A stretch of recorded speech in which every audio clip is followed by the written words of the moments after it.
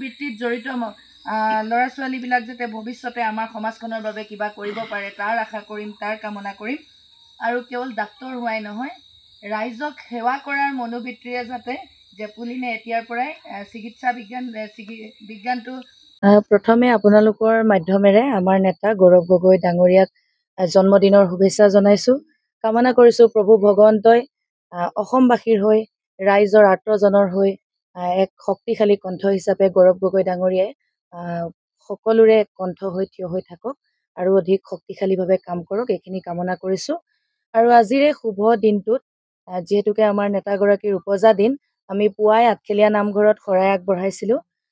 তেখেতৰ সুস্বাস্থ্য দীৰ্ঘায়ু কামনা কৰি আৰু যাতে প্ৰভু ভগৱন্তই তেখেতক ৰাইজৰ কাম কৰিবলৈ আৰু শক্তি দিয়ে, এইখিনি কামনা কৰি শৰাই আগবঢ়াইছিলোঁ। আৰু তাৰ পিছতে আমি যিহেতুকে গৌৰৱ গগৈ ডাঙৰীয়া এনে এজন ব্যক্তি বা আমি গৌৰৱ গগৈ ফেন ক্লাবৰ লগতো জড়িত হৈ আছোঁ।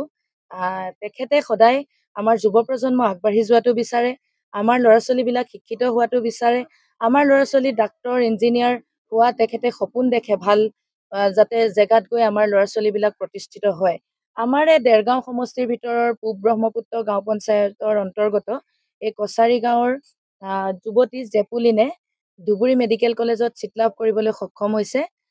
তেখেতৰ দেউতাক ধৰ্মেশ্বৰ মেছ ডাঙৰীয়াই জীৱনৰ সৰ্বোচ্চ ত্যাগ কৰিছে তেওঁলোকৰ কাৰণে, আৰু ত্যাগ কৰি অতি কষ্টেৰে এই পৰ্যায়লৈকে পোৱাইছে। আমি কিছুদিন আগত তেওঁলোকৰ গৃহলৈ আহিছিলোঁ আৰু আহোঁতে আমাৰ কথা হৈছিল, আমি ছাত্ৰীগৰাকী খুব বহুত বেছি আৰ্থিকভাৱে তেওঁলোকৰ পৰিয়াল সচ্ছল নহয়, এই কথাটো মই ক'বই লাগিব। আৰ্থিক দৈন্যতাকো নেওচি কিন্তু জেপুলিন আগবাঢ়ি গৈছে।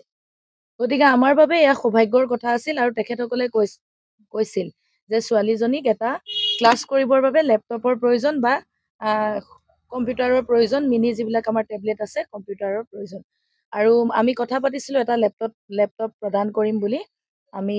কিন্তু তেওঁলোকে আমাক অনুৰোধ কৰিলে যে আপোনালোকে লেপটপৰ পৰিৱৰ্তে টেবলেট এটা প্ৰদান কৰক, মিনি পেড এটা প্ৰদান কৰক, যিটো তাই বেগত লৈ যাবলৈ সুবিধা হয়, ক্লাছত লৈ যাবলৈ সুবিধা হয়, লগত লৈ ফুৰিবলৈ বেছি সুবিধা হয়। আৰু আমাৰ নেতাগৰাকীৰ জন্মদিনৰ দিনটোত আমি এক সামাজিক কাম কাজেৰে আগবাঢ়িব বিচাৰিলোঁ। আমি আমাৰ অঞ্চলৰ যুৱক যুৱতীসকলৰ কাষত থিয় হৈ আমি আজিৰ দিনটো উদযাপন কৰিব বিচাৰিলোঁ। গতিকে কেক কাটিটো জন্মদিন সকলোৱে উদযাপন কৰে বা আমিও কেক কাটি উদযাপন কৰোঁ সকলোৱে যেতিয়া যাৰ জন্মদিনবিলাক আহে। কিন্তু আজি আমি কিছু ব্যতিক্ৰমীকৈ এগৰাকী উচ্চ শিক্ষা গ্ৰহণ কৰিবলৈ যোৱা যুৱতীক তেওঁৰ এই যাত্ৰাপথত কিছু সহায়, কিছু সকাহ আগবঢ়াই আমাৰ প্ৰিয় নেতাগৰাকীক এই ছগুৰি কছাৰী গাঁৱৰ পৰা জন্মদিনৰ শুভেচ্ছা জনাইছোঁ।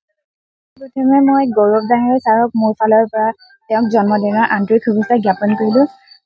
তেওঁ যাতে এনেদৰে আৰ্থিকভাৱে অসক্ষম মানুহবিলাকক যাতে তেওঁ সহায় কৰি যায়, মোৰ ফালৰ পৰা এই কামনা থাকিল। আৰু যে তেওঁলোকে মোক উপহাৰ হিচাপে এটি টেবলেট দিবলৈ দিছে, তাৰ বাবে মই তেওঁলোকক মোৰ ফালৰ পৰা আন্তৰিকভাৱে ধন্যবাদ জ্ঞাপন কৰিছোঁ।